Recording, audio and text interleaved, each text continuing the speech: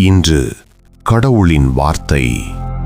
ஏசாயா 51ஆம் அதிகாரம் 1 வசனம். நீதியை பின்பற்றி கர்த்தரை தேடுகிற நீங்கள் எனக்கு செவி கொடுங்கள். நீங்கள் வெட்டி எடுக்கப்பட்ட கண்மலையையும் நீங்கள் தோண்டி எடுக்கப்பட்ட துறவின் குழியையும் நோக்கி பாருங்கள். 2ஆம் வசனம். உங்கள் தகப்பனாகிய ஆபிரகாமையும் உங்களை பெற்ற சாராளையும் நோக்கி பாருங்கள். அவன் ஒருவனாயிருக்கையில் நான் அவனை அழைத்து அவனை ஆசீர்வதித்து அவனை பெருக பண்ணினேன். 3ஆம் வசனம். கர்த்தர் சீயோனுக்கு ஆறுதல் செய்வார். அவர் அதன் பாழான ஸ்தலங்களை எல்லாம் தேறுதல் அடையச் செய்து அதன் வனாந்தரத்தை ஏதேனைப் போலவும் அதன் அவாந்தர வெளியை கர்த்தரின் தோட்டத்தைப் போலவும் ஆக்குவார். சந்தோஷமும் மகிழ்ச்சியும் துதியும் கீத சத்தமும் அதில் உண்டாயிருக்கும். 4ஆம் வசனம். என் ஜனங்களே எனக்கு செவி கொடுங்கள்.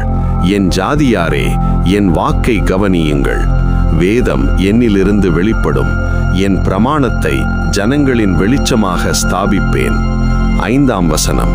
என் நீதி சமீபமாயிருக்கிறது. என் ரட்சிப்பு வெளிப்படும். என் புயங்கள் ஜனங்களை நியாயம் தீர்க்கும். தீவுகள் எனக்கு காத்திருந்து என் புயத்தின் மேல் நம்பிக்கையாயிருக்கும். 6ஆம் வசனம். உங்கள் கண்களை வானத்துக்கு ஏறிடுங்கள். கீழே இருக்கிற பூமியையும் நோக்கி பாருங்கள். வானம் புகையைப் போல் ஒழிந்து போம். பூமி வஸ்திரத்தைப் போல் பழசாய்ப்போம். அதன் குடிகளும் அப்படியே ஒழிந்து போவார்கள். என் ரட்சிப்போ என்றென்றைக்கும் இருக்கும். என் நீதி அற்றுப்போவதில்லை. 7ஆம் வசனம். நீதியை அறிந்தவர்களே, என் வேதத்தை இருதயத்தில் பதித்திருக்கிற ஜனங்களே எனக்கு செவி கொடுங்கள். மனுஷரின் நிந்தனைக்கு பயப்படாமலும் அவர்கள் தூஷணங்களால் கலங்காமலும் இருங்கள். 8ஆம் வசனம். பொட்டுப்பூச்சி அவர்களை வஸ்திரத்தைப் போல் அரித்து புழு அவர்களை ஆட்டுமயிரைப் போல் தின்னும். என்னுடைய நீதியோ என்றென்றைக்கும் நிலைக்கும். என் ரட்சிப்பு தலைமுறை தலைமுறைதோறும் இருக்கும். 9ஆம் வசனம். எழும்பு எழும்பு பெலன்கொள், கர்த்தரின் புயமே. முந்தின நாட்களிலும் பூர்வ தலைமுறைகளிலும் எழும்பினபடி எழும்பு. ராகாபை துண்டித்ததும் வலு சர்ப்பத்தை வதைத்ததும் நீதான் அல்லவோ? 10ஆம் வசனம். மகா ஆழத்தின் தண்ணீர்களாகிய சமுத்திரத்தை வற்றி போக பண்ணினதும் மீட்கப்பட்டவர்கள் கடந்து போக கடலின் பள்ளங்களை வழியாக்கினதும் நீதான் அல்லவோ? 11ஆம் வசனம். அப்படியே கர்த்தரால் மீட்கப்பட்டவர்கள் ஆனந்த களிப்புடன் பாடி சீயோனுக்கு திரும்பி வருவார்கள். நித்திய மகிழ்ச்சி அவர்கள் தலையின் மேல் இருக்கும். சந்தோஷமும் மகிழ்ச்சியும் அடைவார்கள். சஞ்சலமும் தவிப்பும் ஓடிப்போம். 12ஆம் வசனம். நானே உங்களுக்கு ஆறுதல் செய்கிறவர்.